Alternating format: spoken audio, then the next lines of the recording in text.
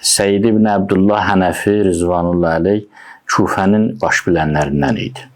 Yəni, o adamlardan idi ki, xalqı təşviq eləmişdi, İmam Hüseynə məktub yazsınlar. Hətta bu işi təşkilatlandırmışdı. Varlı çarlı adam idi, şeyx idi. Məktub yazılandan sonra deyirlər kim aparsın, Səid deyir, mən apararam. İmkanım da var. Çapar göndərir, qasid göndərir yollara ki, filan yerdə mənim üçün hazır at saxlasınlar. Bu at yorulanda o atla sürətlə gedib. Məlumat verirlər ki, Yezidin əmri ilə İbn Ziyad bütün əsas yolları, mərkəzi yolları bağlayıb. Casuslar gizlənib. Dağ keçidləri ilə, səhralıqla olan yolları seçir. Və Kufə ilə Məkkənin arası 80 fərsəx. Haradasa neçə kilometr eləyir bir 400-dən çox eləyir.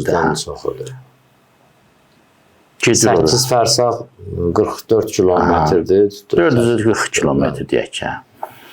Gedir Məkkədə məktubu verir İmam Hüseyin İslam'a. İmam Hüseyin İslam məktubu oxuyur. Müslim əleyhissalama buyurur ki, sən get Kufiyə.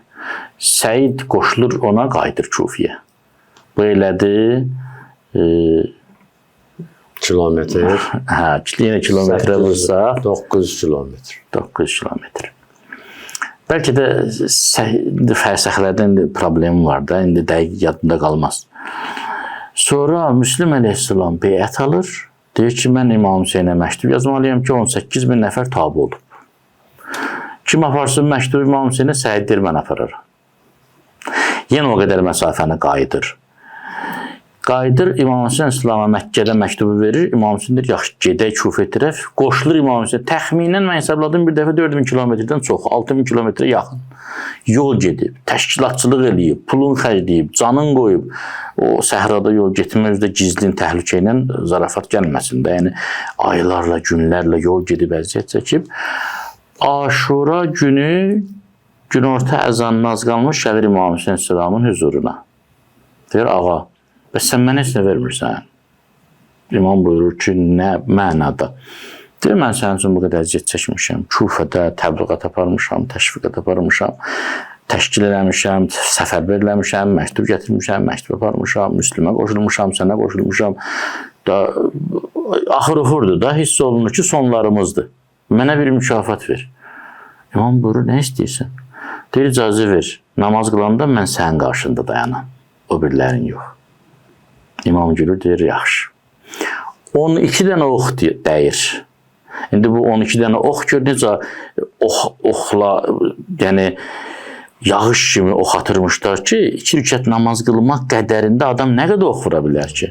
Bunlar da elə qalxanla, qılıncla qaytarırlar, alınmır, 12 dənə bədənin ox dəyir.